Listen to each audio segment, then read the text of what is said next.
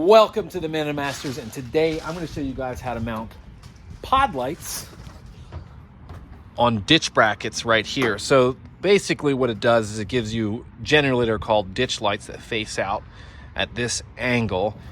So let's get started.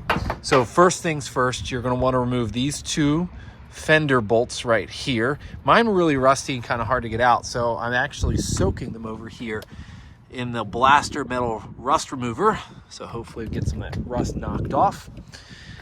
And then the next step here, as I position my camera, is you'll want to pull your fender out, okay? Because you want this gap to be of a certain width, because you're going to want to feed the wire, or the harness, I should say, for your pod light through there, okay? So that take a little pre-planning. You want to put this in first before you come back with your bracket, and then just so we don't scar up the pod light, I'm just going to do that real quick there. So we're going to come right behind. I have these ditch brackets right here from Rago Fabrication, or Rago. There'll be a link in the description for these guys. So you'll slip that right there, and as you can see, there's your mount, and then you're going to put your two fender bolts in right here. So I'll do that real quick. So it's time to add this mounting bracket to your pod light. Now this is going to vary from one brand and model to another, but with Auxbeam it's pretty simple. So you have this little hex key bolt there, and so you thread that through the housing, the mount, put your lock washer on, and then you put your nylon locking nut in there, and the body of this is shaped such that it will hold the nut in place as you tighten down. Really cool. So I'm gonna get those kind of snugged up so that this stays put, and then we'll mount it. So we're looking at the underside of the ditch bracket right here. The kit comes with this nut and then a different lock washer, and I just felt like it would pass through the hole right here in this ditch bracket with enough force. So I got this larger fender washer and a larger lock washer. So I'm just gonna thread those on there. It's a little close to the fender here to be able to use anything but a standard, wrench here. So I've got one here, a little ratcheting in to make quick work of that. There we go.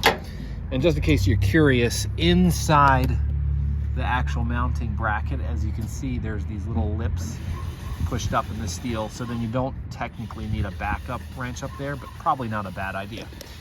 So there we go. There's kind of our ditch light there all set up. Let's go do the other side. So I have both ditch lights mounted. Now it's time to wire them.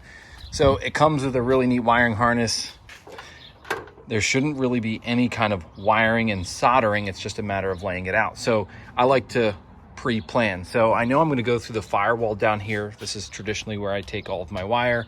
And I'm actually going to route everything across the firewall here, bundle the extra here, tie into my battery, and then we're good here. So the first thing I want to do is I actually want to make my hole in the firewall.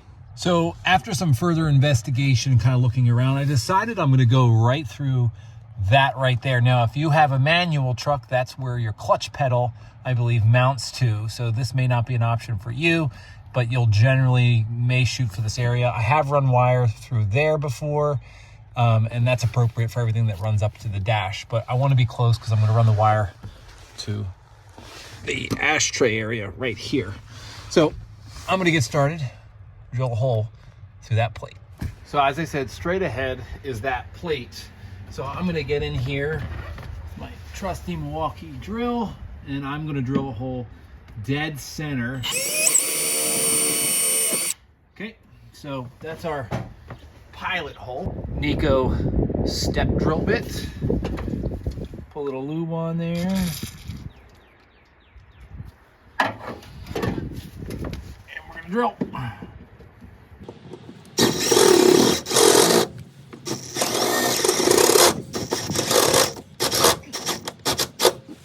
So my goal is to fit one of these grommets. You can buy a whole pack of these from Amazon. There'll be a link in the description. So essentially, you try to match up your hole, and then you put this guy in. So I spared you guys the couple awkward minutes it takes to put a grommet in, but essentially that's it. I was a little off center to where I wanted to be on the other side because I was a little over on this side, then the metal is, there's, you know, because this is a plate and then there's another plate on the other side.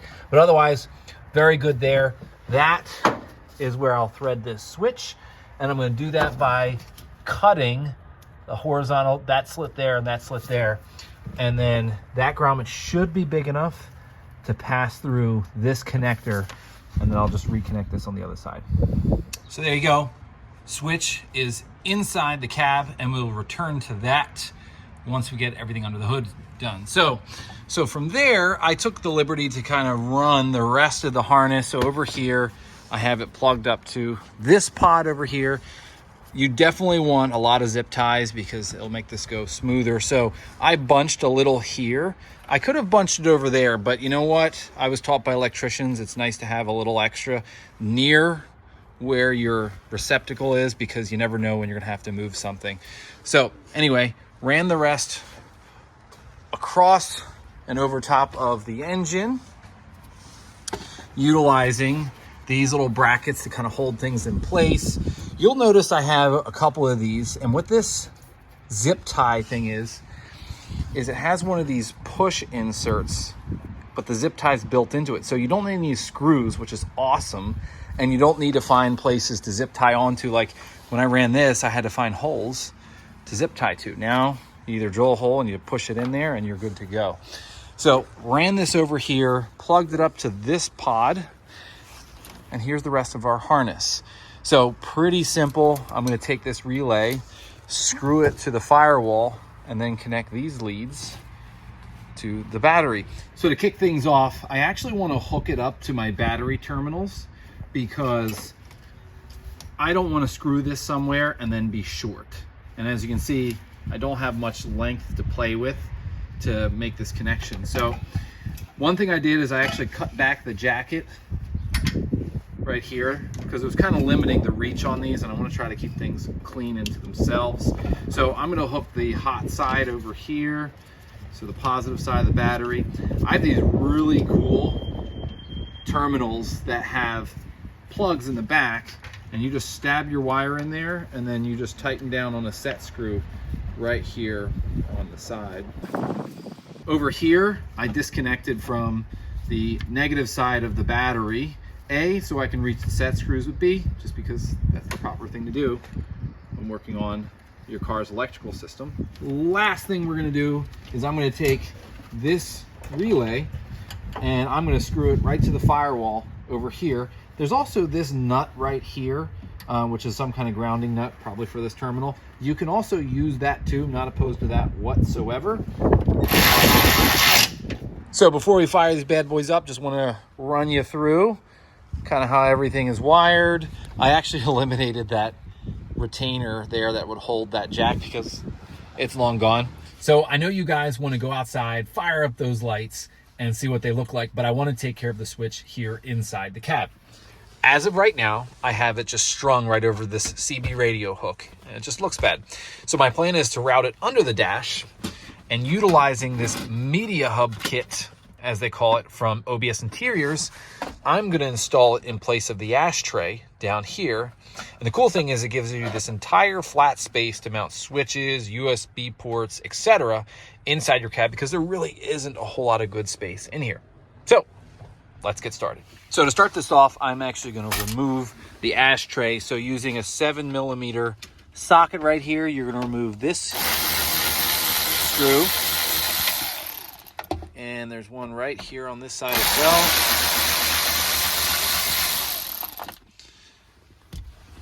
And let's go underneath.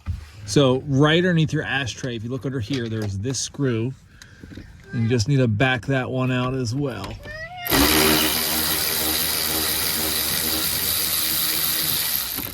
So once you've got those screws out, you'll want to disconnect the power. So there's that power, the cigarette lighter in there. That just comes right off like that. And then there's this, probably a ground. All right, got those off. So last thing to disconnect is this little courtesy lamp, you know, to see how much ash you're building up in there at night. So you just reach under here and you can actually just pull, there's 2 tabs, you almost pinch them, but you can actually push, it comes right off like that. And then there's a little retainer back there. You just slide the wire out from the one side and this whole thing should come free. One last item to disconnect is this harness back here. I've already pried it up, so it should just come right out like that. And then this thing right here is just held into place by a piece of metal. So I was struggling a moment ago because this was a little tenacious to get off, but anyway, you just pry off this metal tab on the back side of that harness there, and then there you go. The ashtray is free. Now to prep this. So before we run off and prep our media hub, 3 things I would like for you to do. A, remove the bulb from this courtesy lamp. I don't know what's going to keep it on from here on out, but I just don't want a light on back behind the media hub. The second thing is connect this connector back. I just don't know what it feeds, and it being disconnected could interfere with something else that's behind here. And then the third thing, take this harness and then just zip tie it to something back here so it's not flopping around. That will just keep it nice and neat behind the hub. All right, so I got my media hub right here. I selected this spot as the place for a new switch. I had one of these little grommets and I kind of used it there to simulate where I'd want it, figuring, you know, if I had more switches, add them across, but roughly that's where I want to do it. I use a set of calipers to measure the width of the switch, which is about 3/4. And so now it's time to drill our hole. So I'm going to start with just piloting a hole here. Okay, so we have our starter hole or pilot hole. And then using a step drill bit like this one right here, sometimes people call them Christmas tree drill bits, I'm going to drill to the 3/4 mark, which basically means I'm punching this whole thing through. Clean it off a little bit. So now we have a nice, clean, and crisp hole for our switch. All right, so we're in the cab here with our media hub. Now, if you remember from earlier, the harness has this clip in it, and it's just the right size where it'll fit through the hole meant for the switch.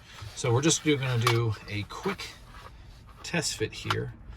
So looking like it should go through. Now you'll notice there's like this little notch here. It's a centering notch so that the switch doesn't spin around on you. So I have this little hacksaw and I'll just cut where that notch is, and then this should fit in. So I have my notch cut there, going for another test fit. Okay, little snug, so probably just need to auger out the hole just a little bit more and it should clip right in and we'll be done. And we got our switch mounted in there. Nice and flush, it looks really good. So just a few pointers here. These little tabs on the side, they're a little bit wider than 3/4, but not quite 7/8, which is the next size up on the step drill bit. So what I did is actually just carved out a little bit more where those tabs are so that this would insert without having to drill the hole so much longer that it would just move around in there. But now we're all set. Time to install the hub. So to get started installing the hub, you'll actually need to remove your glove box. So you just go like that, pull the tabs out here on the sides, and then the whole thing comes right out. And the reason you're doing this is you'll need to access the back side so that you can screw the screws here on the back. Now, before we can just screw this thing on, we have to remove these little clips. So this is a little hard to demonstrate with the camera, but anyway, these clips you reach behind with some pliers and you squeeze them and they'll actually push through. But you have to be very careful. This plastic is just barely holding on. And if that's the same with me, it's probably the same with you. So one more to go. So just in case you're at your wit's end trying to remove this little retainer here without breaking this, so I had to put this set of pliers all the way back there, reach up underneath there to use them, and then your needle nose from the front here to grab it at the same time. So you're pinching in the back there so it'll come through, and then you use your needle nose pliers to then pull it through. It's the only way I got this one out. So probably works the same side as well. So they're out. Next step. So, time to put our media hub in. So I'm just gonna take my pliers back out there. I'm gonna take this, thread it through there. It's gonna pop out down below the dash here. And then we're gonna line this up like so. Now, your kit media hub comes with these screws, and essentially you'll just feed them through the back side, and they're gonna be really loose in those holes because they're just square. So you'll just kind of get them started, and then using a little screwdriver, you're gonna reach behind through the glove box and you'll tighten them on. So I'm gonna get both of these started. Okay, so I just have to tighten the screws, but essentially we're here. So let me finish this up and I'll show you the lights. All right, guys, you've been waiting for it. Here we go. On. Check it out. Ready? There's off. Headlight straight forward. Woo! Man, so as you can see, the idea is to have light over here in these quadrants where it's normally kind of dark and things are not so visible for you. So you want to check these out, definitely check out these Auxbeam 3-inch pods. They're really amazing. Those ditch brackets from Rago. And you guys enjoy. See ya.